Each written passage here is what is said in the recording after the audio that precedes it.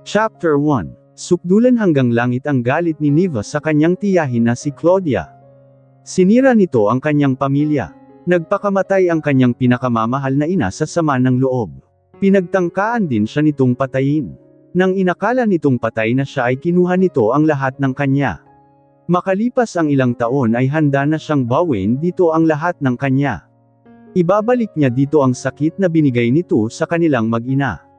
Kukunin din niya ang lahat ng meron ito. Unang-una na sa lahat ang asawa nitong si Marcus Romero. Walang hiyakang babae ka. Malandi, sinasabi ko na nga ba? Tama ang kutob ko na ikaw ang babae ni Hernan. Galit na tang-ayaw ni Mommy kay Tita Claudia at sinugod niya ito sa ibabaw ng kama. Mommy, sumunod ako kay Mommy at hinawakan siya sa braso. Pero hinagkiss niya ako ng matalim na tingin. Doon ka sa labas ng kwarto, Vina. Utos niya sa akin. Bumitaw naman ako sa kanya at tumakbo palabas ng kwarto nila ni Daddy. Napakahayop niyong dalawa, mga baboy, lalo ka ng babae ka. Malandi, putol, aray, bitiwan mo ko nasasaktan ako Ate Alicia. Talagang masasaktan ka sa aking babae kakakalbuhin kitang puti ka. Sa lahat ng lalandiin mo ang asawa ko pa. Ouch! Hernan help me. Bitiwan mo siya Alicia, ano ba? Kumagat labi ako kasabay ng pagtulo ng luha ko habang pinapanood ko ang pag-aaway ni Mommy, Daddy at Tita Claudia. Halos magkandebuhol-buhol na ang mahabang buhok ni Tita Claudia sa tindi ng sabunot ni Mommy. Nakikita ko na nga ang kanyang hubad na dibdib. Pilit din niyang sinasalag ang mga sampal ni Mommy. Galit na galit si Mommy na para nang sinasapian ng masamang espiritu. Si Daddy naman ay inaawat si Mommy. Nakabihis na siya ng pantalon pero di pa na isasara ang zipper sa harapan. Sinabi ng tumigil ka Alicia. Sigaw ni Daddy at malakas ng hinayla si Mommy palayo kay Tita Alicia sabay sampal sa pisngi nito. Natigilan si Mommy at sinapo ang pisngi. Mommy, muli akong pumasok sa kwarto at yamakap kay Mommy. Matalim kong tiningnan si Daddy. Bakit mo sinampal si Mommy, Daddy? Umiiyak na tanong ko. Natigilan naman si Daddy at tumingin sa akin. Dahil ayaw magpaawat niyang Mommy mo. Humikbi ako at sumangot. Nagagalit lang si Mommy dahil niloloko mo siya. Kayo ni Tita Claudia. Sigaw ko. Hindi umimik si Daddy at nag-iwas ng tingin. Matalim naman akong tumingin kay Tita Claudia. Pero nginisihan lang niya ako at bumangon siya sa kama. Walang pakialam sa sariling kahuberan na dinamput isa-isa ang mga damit at nagbihis. Sinuklay niya ng daliri ang magulong buhok. Lumapit siya sa side table at kumuha ng isang stick na sigarilyo sa kaha at inipit sa labi. Sinindihan niya yon ng lighter at hinithit sabay buga ng usok sa ere. Umupo siya sa gilid ng kama at dumkwatro pa na akala mo ay Reyna. Kahit kailan ay hindi ko gusto si Tita Claudia. Moldite siya at masama ang ugali. Laging inaaway si Mommy. Playing victim pa palagi kaya laging napapasama si Mommy. How dare you Claudia? Sa dami ng lalaki sa mundo, bakit ang asawa ko pa? Puno ng hinanakit na tanong ni Mommy, simple. I like him and he likes me too. Right, babe? Sagot ni Tita Claudia sa malambing na boses at bumaling kay Daddy. Pero si Daddy ay hindi sumagot at bumantong hininga lang. Ang mabuti pa Alicia, lumabas ka muna. Mag-uusap muna kami Claudia. What? Are you out of your mind, Hernan? Bakit ako ang pinalalabas mo? Kwarto natin ta. Yang babaeng yan ang palabasin mo. I said get out. Isama mo si Vina. Galit ng utos ni Daddy. No, dito lang kaming mag-ina, palabang sigaw ni Mommy at binalingan si Tita Claudia. At ikaw na babae ka, wala kang utang na loob. Matapos kang ampunan ng papa ko at pulutin sa kalye, ganito pa ang igaganti mo sa akin. Kung nabubuhay lang si Papa, itatakwil ka niya. Well, sad to say patay na si Papa at wala na siyang magagawa. Gumuhit muli ang matinding galit sa mukha ni Mommy. Hayop kang babae ka. Akmang susugurin muli ni Mommy si Tita Claudia pero hamarang agad si Daddy. Sige, subukan mong saktan ulit si Claudia. Makakatikim ka sa akin. Napalitan ng sakit ang galit na nakapinta sa mukha ni Mommy kasabay ng pag-agos ng luha sa kanyang mga mata. Maging ako rin ay nasaktan sa sinabi ni Daddy. Mas pinoprotektahan niya si Tita Claudia. Bakit, Herman? Bakit mo ba nagawa sa akin ito? Ano bang kasalanan ko sa'yo? At sa lahat ng babae, bakit kay Claudia pa? Para mo na akong pinapatay. Tuldok panipit, humihikbing sabi ni Mommy. Yamakap ako sa bewang niya habang umiiyak din. Nasasaktan ako na nakikitang umiiyak si Mommy at ang dahilan ay si Daddy pa. Alam mong simulat sa pool pa lang ay hindi na kita mahal, Alicia. Napilitan lang ako na pakasalan ka dahil sa mga magulang natin. Ngayong pare-parehas na silang wala nang dahilan para ipagpatuloy pa namin ang pagsasama natin. Si Claudia, siya ang babaeng mahal ko. Siya ang gusto kong makasama. Isang malakas na sampal sa pisngi ni Daddy ang binigay ni Mommy. How dare you, Hernan? How dare you? I gave you everything. Money and power. Tapos, ito lang ang ibibigay mo sa akin. Ha? Umiiyak na sambat ni Mommy. Huwag mo kong sumbatan, Alicia. Hindi ko hiningi ang mga yan dahil kusa mo yang binigay. Tapos na tayo. Maghiwalay na tayo. Mag-file ka ng annulment, wala na akong pakialam. Tapos na ang pagiging sunod sonyerin ko. Sariling kaligayahan ko naman ang susundin ko. At si Claudia ang kaligayahan ko. Narinig mo ang sinabi ni Hernan, Ate Alicia.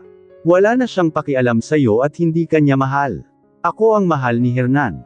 Ako ang kaligayahan niya. Sa akin siya masaya. Nanunuyang sabi pa ni Tita Claudia at ngumisi kay Mommy. Tumahimik ka, Alicia. Hindi kami magkakaganito ni Hernan kung hindi dahil sa'yo. At huwag mo kong matawag-tawag na ate dahil hindi kita kapatid. Wala akong kapatid na anay at pokpok. Shut up, Alicia. Don't call her like that. Sigaw ni Daddy kay Mommy. I'm just telling the truth, Hernan. Pokpok yang kabit mo malandi. Sinabi ng, no, Daddy. Hamarang ako kay Mommy bago pa lamapat ang palad ni Daddy sa mukha niya.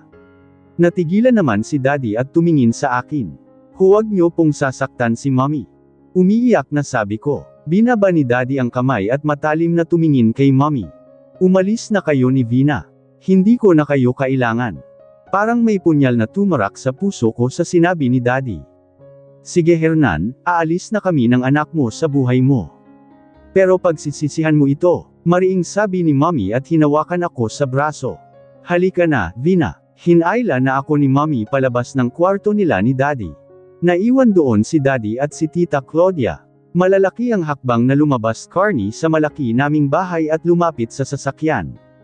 Pinagbuksan kami ng pinto ni Manong driver. Saan po tayo, ma'am? Sa mansion, dahan kong binuksan ang pinto ng kwarto ni Mommy at nakita ko siyang nakaupo sa carpet sa may paanan ng kama. May hawak siyang bote ng alak at tinutungga yun. Mula nang umalis kami sa bahay at bumalik dito sa mansion ay wala na siyang ibang ginawa kundi uminom araw man o gabi. Hindi ko nga siya nakikitang kumain. Sinisigawan niya ang mga kasambahay na papasok dito sa kwarto. Tahimik akong pumasok sa loob at sinara ang pinto. Sinabi ng huwag niyo akong listorbohin eh. Galit na sigaw ni Mommy. Mommy. Natigilan si Mommy at tumingin sa akin. Vina, anong ginagawa mo dito? Lumapit ako kay Mommy, ibang-iba na si Mommy ngayon. Wala na sa ayos ang hitsura at namamayat na. Ang magang mukha na dati ay hindi nawawala ng kulay ngayon ay parang kulay papel na sa putla. Ang laging maayos na buhok ay gulo-gulo na dahil walang suklay. Sobra akong nalulungkot para sa kanya at sobra naman akong nagtatampo kay Daddy. Nang dahil sa kanilang dalawa ni Tita Claudia kaya nagkakaganito si Mommy. Umiinom ka na naman po, Mommy. Pabayaan mo ko, Vina. Malamig na sabi niya sabay tungga sa bote. Lumapit pa ako sa kanya at hinawakan ang kamay niyang may hawak na bote. Mommy, tama na po yan please. Baka magkasakit ka na po. Pero tinabig lang ni Mommy ang kamay ko. Sinabi ng huwag mo kong pakialaman. Sabay tulak niya sa akin. Napaupo naman ako sa carpet sabay ngiwi. Natigilan naman si Mommy sabay iyak. Sorry anak. Di sinasadya ni Mommy. Ngumiti ako at gumapang palapit kay Mommy. It's okay, Mommy. Hindi naman po ako nasaktan. Sabi ko at pinunasan ang luha sa pisngi niya. Sumangot siya at tumingin sa akin. Walang kabuhay-buhay ang kanyang mga mata. Puro kalungkutan at pighati ang makikita roon. I am sorry anak. Tuldok. I'm so sorry. It's okay Mommy, it's okay. Umiling-iling siya. No, it's not okay Vina. We're not okay. Muli siyang umiyak at yumuko. Mommy, Hindi ko na kaya anak ang sakit-sakit, sobrang sakit ng ginawa ng daddy mo at ni Claudia. Hindi ko sila mapapatawad na dalawa. Muling nagangat ng mukha si mommy at hinawakan ang mukha ko. Malungkot siyang ngumiti. Ikaw lang ang pinakamagandang nangyari sa buhay ko, anak. Tuldok panipik. Mahigpit akong niyakap ni mommy. Niyakap ko din siya at hinaplos-haplos ang kanyang buhok hanggang sa naramdaman kong nakatulog na siya. Nanatili akong nakaupo sa carpet habang yakap si mommy. Nakasandig siya sa balikat ko at malalim na ang paghinga. Bumukas ang pinto at pumasok si Manang Feli, ang mayordoma ng mansion. Tulog na ang mommy mo? Mahina niyang tanong. Opo, Manang. Sige, tatawag lang ako ng iba pang kasambahay para mailipat siya sa kama. Muling lumabas si Manang at makalipas lang ang 3 minuto ay bumalik siya kasama ang 3 kasambahay. Pinagtulungan nilang buhatin si mommy at hiniga sa kama. Sa sobrang kalasinggan ni mommy ay di siya nagising at umungol lang.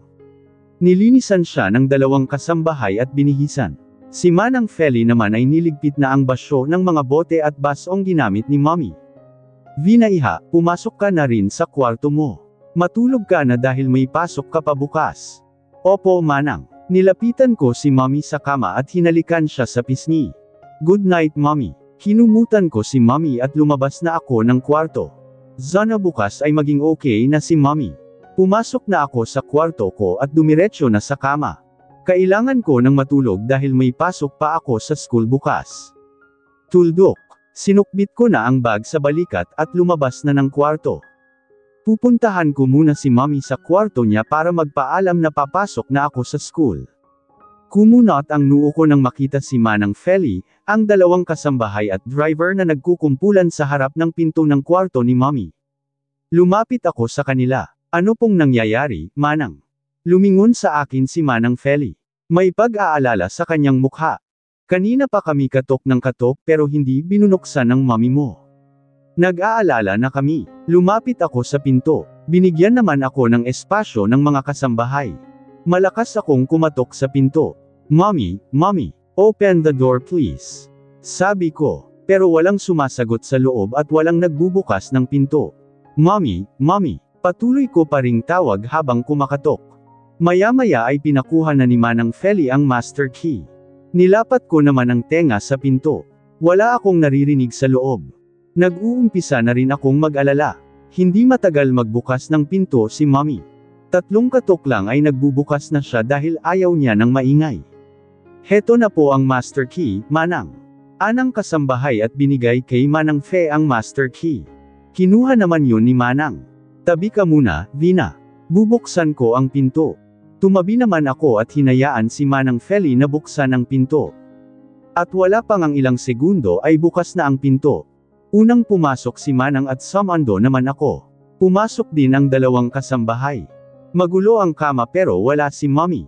Mommy, tawag ko kay mommy at pumunta sa banyo kasunod si Manang. Binuksan ko ang pinto at nakita ko si mommy na nakalubog sa bathtub na puro dugo. Mommy, habang nakatingin sa mukha ni mommy na parang payapang natutulog lamang sa loob ng kulay brown na atol. Tuluyan na akong iniwan ni mommy. Binawi niya ang sariling buhay. Pinunasan ko ng kamay ang luhang naglandas sa aking pisngi. Paano na ako ngayong wala na si mommy? Mag-isa na lang ako. Vina anak. Natigilan ako nang marinig ang boses ni daddy. Lumingon ako at tumingin sa kanya pati kay Tita Claudia na kasama niya. Bumangon ang galit sa dibdib ko. Anong ginagawa niyo dito ni Tita Claudia, Daddy? Galit na tanong ko at masamang tiningnan ang dalawa.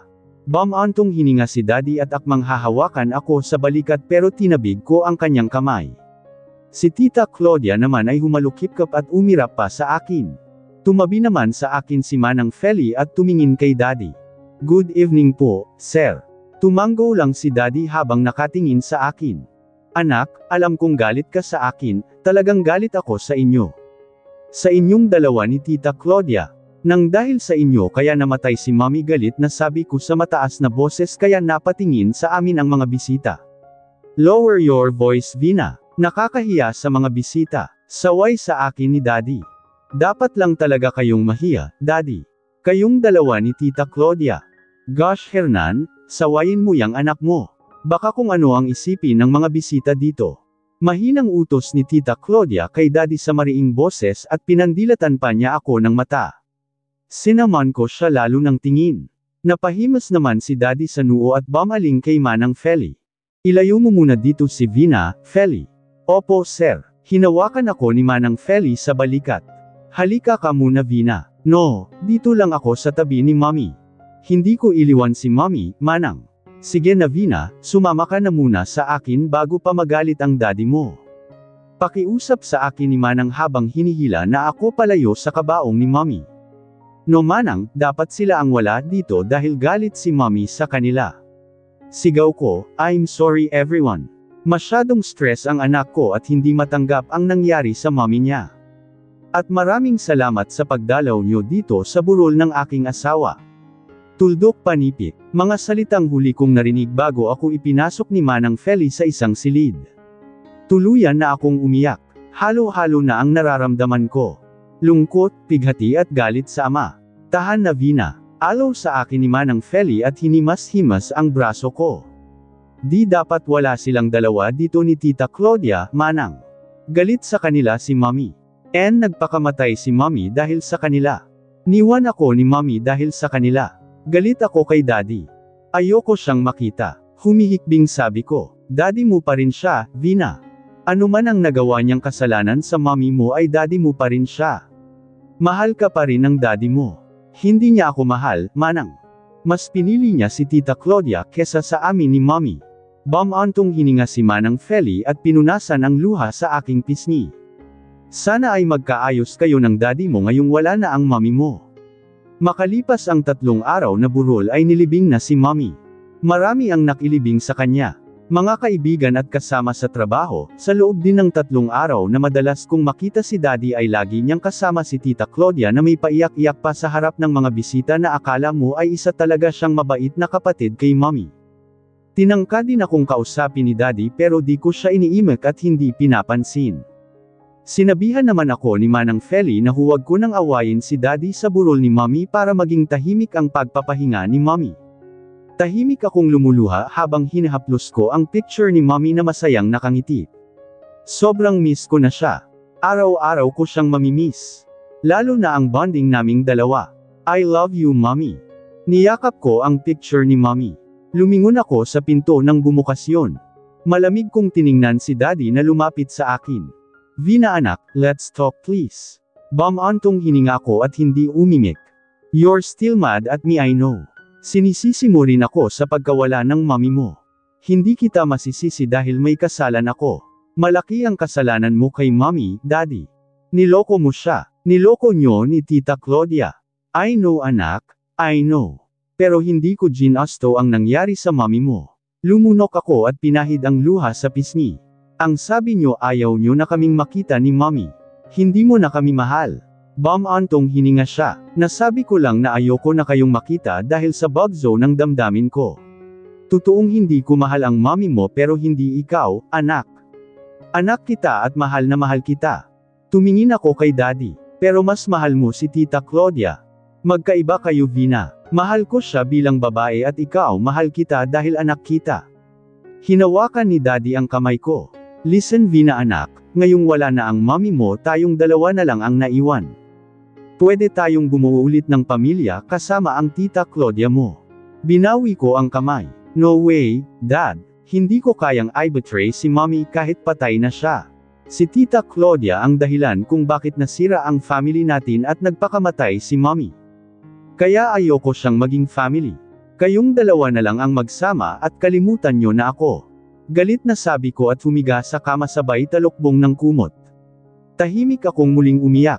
Mula nang mamatay si Mommy ay mag-isa na lang akong namuhay sa malaking mansion kasama si Manang Feli na siyang nag-aalaga sa akin at ang mga kasambahay. Paminsan-minsan ay dinadalaw ako ni Daddy kasama si Tita Claudia. Kinukumbinsi pa rin ako ni Daddy na sumama sa kanilang dalawa ni Tita Claudia pero tumatanggi pa rin ako. Sasama lang ako sa kanya kung makikipaghiwalay siya kay Tita Claudia. Ngunit isang masamang balita ang nakarating sa akin isang umaga. Naaksidente si Daddy at hindi na inabutang buhay sa hospital. Tuldok, di Daddy, bakit pati ikaw iniwan ako? Sabi mo mahal mo ko. Umiiyak na sabi ko habang nakayukyok sa salamin ng kabaong ni Daddy. 2 buwan pa lang mula nang mamatay si Mommy pagkatapos ay siya naman. Ang sabi nila mahal nila ako pero iniwan nila ako pareho. Ngayon ay totoong mag-isa na lang ako. Natatakot ako. Paano na ako? Mag-isa na lang ako. Iniwan nyo na ako. Hindi ka mag-isa Vina. Nandito pa ako. Lumingon ako nang marinig ang boses ni Tita Claudia. Pinunasan ko ang luha sa aking mata at pisngi. Gaya ko ay umiiyak din si Tita Claudia. Namumula ang kanyang mga mata at ilong. Hindi siya umaalis sa tabi ni Daddy. Sinundan ko ng tingin ng kamay niya na humawak sa balikat ko at masuyong humaplos.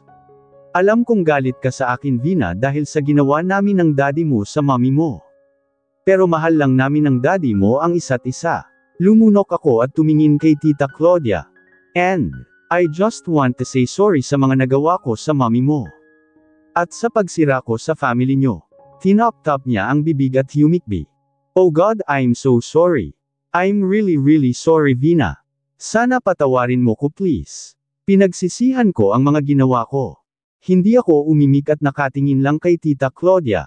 Hindi ko alam kung sincere ba siya sa sinasabi niya pero umiiyak siya. Ilang araw na siyang tahimik na umiiyak. Mukhang mahal na mahal niya talaga si Daddy. Tumingin ako kay Manang Feli na nakaupo sa bench. Nakatingin siya sa akin at kay Tita Claudia. Mahal na mahal ka ng Daddy mo Vina. Noong huli kaming nag-usap bago siya umalis at na-aksidente, sinabi niya sa akin na kukumbinsihin kanya ulit na sumama sa amin. Gusto niyang magsama tayo bilang isang pamilya. Yun ang pangarap niya. Sumisinghot na sabi niya, ayaw mo rin sa akin di ba? Oh of course not. Liar. I'm telling the truth Vina. Remember noong malit ka pa, nagbo-bonding tayo kapag busy si Ate Alicia sa company. Ako nga ang nagturo sa'yo mag-swimming di ba?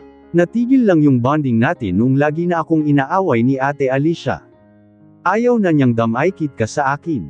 Dahil inaaway mo rin si Mommy kaya inaaway ka niya. Pero siya ang nauuna dahil ma-demo siya. Anyway, hindi na importante yun Vina. Hindi na ako galit sa Mommy mo. Humingi na rin ako ng tawad sa puntod niya. Namimiss ko na nga siya Dinampi-dampian ni Tita Claudia ng tisyo ang gilid ng mata. Naalala ko nga dati noong maliit pa ako. Naging close nga kami ni Tita Claudia. Marami siyang bagay na tinuro sa akin gaya ng swimming at huwag magpapapi sa umaaway sa akin. Siya ang nagturo sa akin na lumaban sa mga kalaro kong umaaway sa akin. Naging mabait din naman siya sa akin. Pero simula nang lagi silang nag-aaway ni Mommy ay hindi na ako pinapasama sa kanya. Bad influence daw siya. Vina, ngayong wala na ang Mommy at Daddy mo dapat magkakampi na tayong dalawa. Tayong dalawa na lang ang magkamag-anak. Tayong dalawa na lang ang pamilya. Nalilito ako sa sinasabi ni Tita Claudia. May galit pa rin ako sa kanya pero tama naman siya. Kaming dalawa na lang ang natitira. Kaming dalawa na lang ang pamilya. At natatakot din akong mag-isa. Hanggang sa ilibing si Daddy ay hindi umalis sa tabi ko si Tita Claudia. Magkasama kaming humaharap sa bisita at umiiyak Manang Feli, nakita ko po ang kotse ni Tita Claudia sa labas. Dumating na po siya. Tanong ko kay Manang pagpasok ko sa kusina. Kauuwi ko lang galing school. Oo, nandun siya sa office kausap si attorney. Sige po, pupuntahan ko po sila. Teka lang Vina, hindi ka ba magmimerienda muna? Mamaya na lang po. O siya, bahala ka. Tumalikod na ako at lumabas ng kusina. Mula nang mamatay si Daddy ay naging close na kami ulit ni Tita Claudia. Minsan hinahatid niya ako sa school o kaya si Sunduan tapos magmamall kami. Lagi kaming nag-show shopping. Binibilan niya ako ng magaganda at mamahaling damit, sapatos, latest gadget at mga make-up. Tinuturuan na nga niya akong mag-makeup Dalaga na raw ako kaya dapat marunong na akong mag-makeup at magbihis ng pandalaga. Marami pa siyang bagay na tinuturo sa akin. Pinatikim na nga rin niya ako ng alak. Isa pa sa tinuro niya sa akin ay kung paano mag-flirt ng boys. May crush kasi ako sa school pero di niya ako pinapansin. Pero ngayon ay pinapansin na niya ako dahil sinusunod ko ang mga turo ni Tita Claudia. Hinawakan ko ang doorknob at dahan-daang binuksan ang pinto. Pero natigilan ako nang marinig ang usapan ni Tita Claudia at attorney. Are you sure, attorney? Wala ni singkong dulang ang mapupunta sa akin. Legal na akong anak ni Don Martin. At ngayong wala na si Alicia ay wala nang ibang magmamana ng mga ari-arian ng mga De Gracia kundi ako lang. Diba? Well, sad to say Miss Claudia, pero di ka paligal na De Gracia. What? What the hell are you talking about, attorney? Napapitlag ako sa galit na boses ni Tita Claudia. Tumayo pa siya pero agad ding umupo. Kahit nakatalikod siya ay parang nakikita ko rin ang galit niyang mukha. Ang naka-arco niyang kilay na perpekto ang guhit at ang mga mata niyang matalim kung tumingin. What happened, attorney? Ang alam ko ay maaaprubahan na ang adoption paper. Huli kaming nag-usap ni Papa ay yun ang sabi niya sa akin. Mahinahon na ang boses ni Tita Claudia. Yes, pero dahil namatay na si Don Martin ay nabunbin yun. Pagkaraan ay tinutulan pa ni Miss Alicia. Malutong na nagmura si Tita Claudia. Galit na naman siya. Nag-alangan tuloy akong pumasok. I'm sorry, attorney. I'm just disappointed lang sa nangyayari. All this time I thought legal na akong De Gracia. It's okay Miss Claudia. Valid naman ang nararamdaman mo. Kung ganun, ano na ang mangyayari sa mga ari-arian ng mga De Gracia? Sino na ang tagapagmana? Sino pa ba? Kundi ang legal at totoong may dugong De Gracia. Si Miss Vina. Dahil patay na si Don Martin at ang nag-iisa niyang anak na si Miss Alicia, technically sa kanya mapupuntahan ang lahat ng ari-arian ng mga De Gracia. Panipituldok. Oo nga pala, nandyan pa nga pala ang batang yun. Sambit ni Tita Claudia at tumayo. Lumapit siya kay attorney. Sinarado ko na nang tahimik ang pinto. Mukhang mahaba-haba pa ang pag-uusap ni Tita Claudia at ni attorney. Mamaya ko na lang kakausapin si Tita Claudia. Vina anak, parang masyado naman yatang maiksi ang suot mong palda. Halos kita na ang kuyukot mo oh. Puna ni Manang Feli na patigil ako sa paglalagay ng lip tint at lumingon kay Manang Feli, bakit po Manang, hindi po babagay. Tiningnan ko ang sarili sa life-sized mirror. Halter crop top na kulay baby blue at miniskirt na maong ang suot ko. May gala kami ngayong gabi ni Tita Claudia kaya ganito ang suot ko. Dadalhin daw niya ako sa pinaka-masayang lugar kapag gabi. Hindi naman sa ganun, Vina. Pero di angkop sa edad mo ang suot mo. 12 anyos ka pa lang na parang pilit na nagdadalaga. Manang, ang sabi po ni Tita Claudia dalaga na ako. Siya nga po ang pumili nitong suot ko. Sabi ko at kinuskos na ng daliri ang labi. Bam-antong hininga si Manang Feli. Alam mo, simula nang maging malapit kayo ng Tita Claudia mo ang laki na ng pinagbago mo. Mula sa suotin mo at sa kilos mo. Kasi nga po dalaga na ako, Manang. Umiling-iling si Manang Feli at hindi na umimik. Niligpit na lang niya ang mga damit na pinaghubaran ko. Bumukas ang pinto ng kwarto ko at pumasok si Tita Claudia na nakabihis na. Ang ganda-ganda niya at ang sexy niya. Nakalabas ang kanyang malusog na cleavage. Vina dear, ready ka na? Naghihintay na sa atin ang mga friends ko. Yes tita, I'm ready na. Excited na sabi ko at nilagay ko na sa sling bag ko ang lip tint at sinukbit na yun sa balikat. You're so pretty like me Vina. Ani Tita Claudia, you too tita. Ang sexy mo rin po. Puri ko rin sa kanya. Of course, para makaakit ng maraming boys. Sabay kaming humajijek ni Tita Claudia. Let's go Vina. Lumabas na kami ni Tita Claudia sa kwarto ko. Excited na ako kung saan man kami pupunta.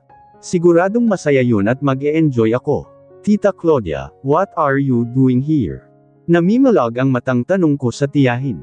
Kalalabas ko ng gate ng school namin at hindi ko inaasahan na makita siya. Ang alam ko kasi ay busy siya eleganteng tinanggal ni Tita Claudia ang suot niyang mamahaling shades at ngumiti sa akin. Napansin ko pa ang suot niyang itim na guants. Ngayon ko lang siyang nakitang nagsuot ng ganon. Siguro ay bagong uso ng fashion yun. I missed you my dear pamangkin kaya ako ang susando sa'yo ngayon. Ngumiti ako at yamakap sa tiyahin. I missed you too, tita. Niyakap din niya ako at hinaplos-haplos pa ang aking mahabang buhok. Let's go. Gagala muna tayo bago umuwi. Yehey. Tuwang sabi ko at kumalas na ng yakap sa tiyahin. Pumunta na kami sa sasakyan. Ngunit napanganga ako nang makita ang hindi pamilyar na kotse. Lumang model yon na bakbak pa ang pintura. Kaninong kotse ito, tita? Parang bulok na. Umaandar pa ba yan? Tumawa si Tita Claudia. Oo naman dear, umaandar pa yan at malamig pa naman ang buga ng aircon. Sa friend ko yan hiniram ko dahil nasa pagawaan pa ang kotse ko. Hop in. Okay, akay na ako sa front passenger seat.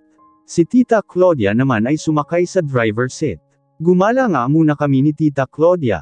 Dinala niya ako sa amusement park at mall. Gabi na kami umuwi. Ngunit habang nasa daan kami ay hindi naman pamilyar sa akin ang dinadaanan namin. Mahigit 1 oras na kaming bumibiyahe ay di pa rin kami nakakarating sa bahay. Tita Claudia, saan pa po ba tayo pupunta? Parang malayo na tayo sa atin. Tanong ko at nagpalingalinga sa labas ng sasakyan. Madilim sa labas at puro matataas na talahib ang nakikita ko. Wala ni isang bahay akong nakikita. Malayo na talaga tayo sa bahay. Lumingon ako kay Tita Claudia. May matamis siyang ngiti sa labi pero kakaiba ang kislap ng kanyang mga mata na parang nag-apoy. May iba pa po ba tayong pupuntahan, Tita? Meron, pero ikaw lang ang pupunta doon. Kumunat ang noo ko. Saan po ako pupunta, Tita? Ngumisi si Tita Claudia at biglang kinabig ang sasakyan papasok sa mataas na talahiban. Sa impyerno, po, gusto mo bang makasama ang mommy at daddy mo ham? Anong ibig nyo pong sabihin Tita? Patay na si mommy at daddy kaya paano ko po sila makakasama? May iba pang paraan para makasama mo sila, Vina. Paraan? Ano pong paraan? Naguguluhan na ako sa mga sinasabi ni Tita Claudia. Idagdag pa na natatakot na ako dahil nasa loob na kami ng nagtataasang talahiban. Hindi sumagot si Tita Claudia at hininto niya ang sasakayan sabay patay ng makina. Lumingon siya sa akin. Bigla akong natakot sa klase ng kanyang ngiti. Paraan. Ang tanging paraan ay mamatay ka rin, gaga. Pamaling ang mukha ko nang bigla niya akong sampilan ng malakas sa mukha. Tita, why ask? Namilog ang mata ko nang bigla niya akong sakalin. Humawak ako sa braso niya dahil hindi na ako makahinga. Binitawan ako ni Tita Claudia. Habol ko naman ang hininga at napaubo ako. Tita, why did you do that? Ngumisi siya. Dahil gusto kong mamatay kagaya ng mommy at daddy mo nagimbal ako sa sinabi niya. Daing ko nang muli niya akong sampilan ng malakas. Lumapit pa siya sa akin at ilang beses pa akong pinagsasampal. Halos mamanhid na ang mukha ko sa hapdi at nailyak na rin ako. Sinusubukan kong salagin ang kamay niya pero lalo lang niya akong sinasaktan. Tita tama na po umiiyak na pagmamakaawa ko habang sinasalag ang sampal niya. Anong tama na ang tagal kong hinintay ang pagkakataon na ito. Dapat ka na ring mawala gaya ng mommy at daddy mo para makuha ko na ang gusto ko. Mariing hinawakan ni Tita Claudia ang buhok ko sa likuran at hinayla yon. Hinawakan din niya ng mariin ang 2 pisngi ko at halos bumaon na ang kanyang mahahabang kuko. Matalim ang tingin niya sa akin na nakakahiwa. May sasabihin ako sa iyong sekreto. Tutal naman ay mamamatay ka rin, isishare ko na sayo dahil ikaw ang paborito kong pamangkin. Tumawa siya na parang baliw. Tita please. Umiiyak na pagmamakaawa ko at humawak sa braso niya. Pilit ko yung inaalis pero lalo lang niyang dinidiinan ang pisil sa aking pisngi. Ako ang pumatay sa daddy mo. Namilog ang mata ko sa sinabi niya. Anong ibig mong sabihin Tita? Ngumisi siya at tumawa. Pinatanggal ko ang brake ng sasakyan niya.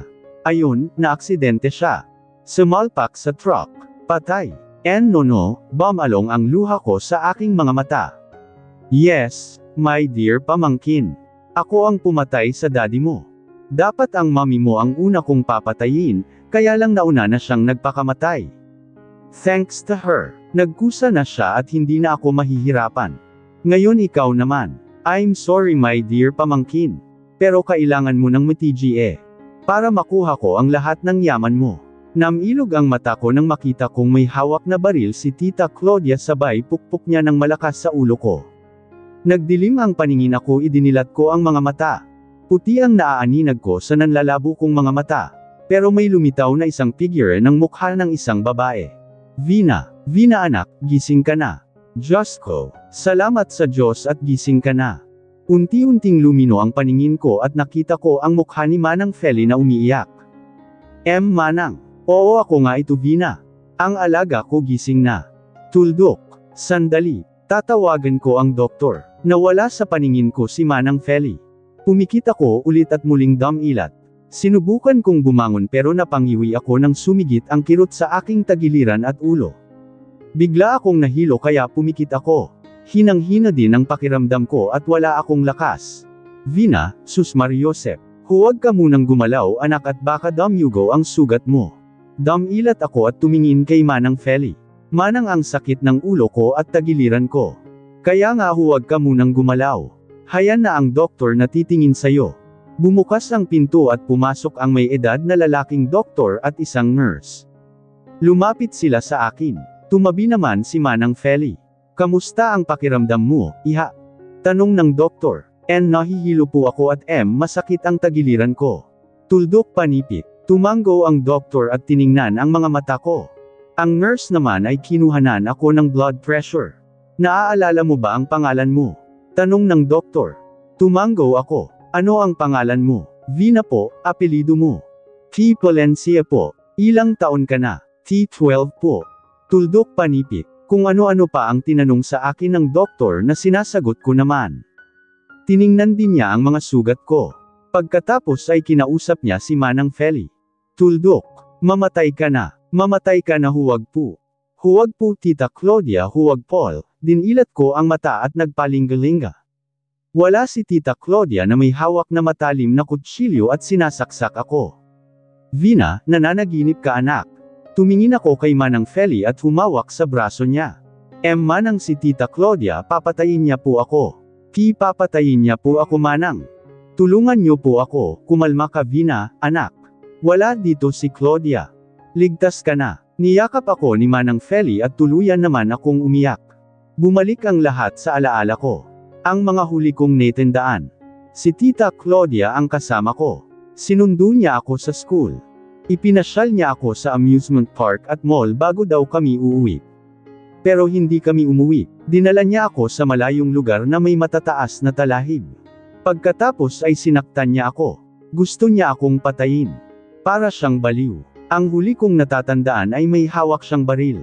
Siguro ay binaril niya ako kaya ako may mga sugat at narito sa hospital. Isang linggo kang walang malay at tulog. Sobra na nga akong nag-aalala sa'yo. Pero buti na lang at dininag ang panalangin ko. Nagising ka na at ngayon ay stable na ang kalagayan mo. Nasaang hospital po ba ako, Manang? Nasaan po si Tita Claudia? Baka, balikan niya po ako. Nanlamig ako sa takot ng maisip ang tiyahin. Huwag kang mag-alala Vina. Malayo ka na sa kanya.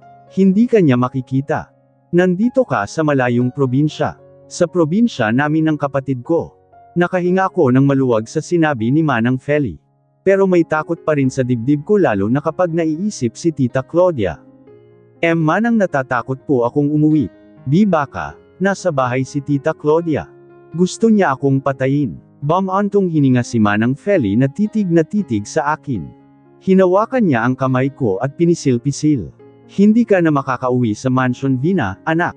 Bakit po? Naguguluhang tanong ko. Dahil patay ka na. Po, what do you mean Manang? Anong patay na ako? I'm still alive. Hindi ako napatay ni Tita Claudia. Oo, hindi ka pa totoong patay. Pero ang alam ng lahat ng tao ay patay ka na. Yun ang pinalabas ni Claudia at yun ang alam niya. Inari na niya ang lahat ng yaman ng pamilya mo pati na ang mansion. Pinalayas na rin niya ang lahat ng mga tauhan sa mansion kabilang na ako. Pero kahit di naman niya ako palayasin ay lalayas din naman ako para alagaan ka dahil sa akin ka binili ng mami mo. Hinuyam ko ang kamao. May bumabainggong galit sa dibdib ko para kay Tita Claudia.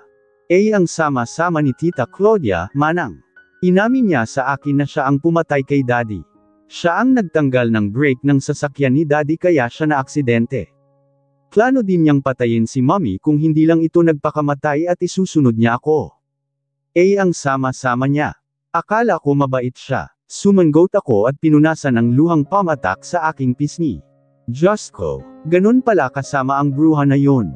Isa siyang demonyo na nagkatawang tao. Tama nga ang lahat ng sinabi sa akin noon ng mami mo. Hinawakan ni Manang Feli ang dalawang braso ko at matiim na tumingin sa akin. Makinig ka sa akin Vina. Tumingin ako kay Manang. Delikado ang buhay mo lalo na kapag nalaman ni Claudia na buhay ka pa. Hindi niya dapat malaman na buhay ka dahil tiyak na papatayin ka niya ulit. Lumunok ako. Ano pong gagawin ko manang? Mag-isa na lang po ako. Hindi ka nag-iisa, nandito ako. Bago magpakamatay ang mommy mo ay binilin ka niya sa akin. Ako ang mag-aalaga sa'yo. Pero kailangan natin palitan ang pangalan mo para hindi ka niya mahanap kung sakaling malaman niyang buhay ka pa. Papalitan ang pangalan ko. Oo anak.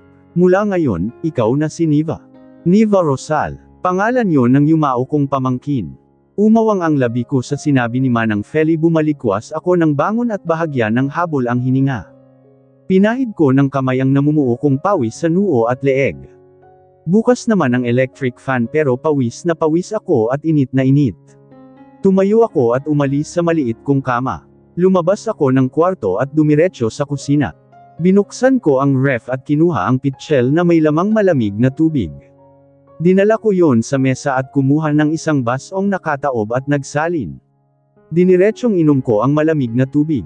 Bumantong hininga ako at tumingin sa kawalan. 10 taon na ang nakakaraan pero hindi ko pa rin nakakalimutan ang madilim at masakit na kahapon ng aking buhay.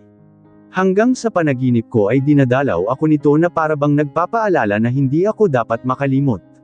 Hinding-hindi talaga ako makakalimot. Habang buhay nang nakatatak sa isip at puso ko ang masalimuot kong nakaraan.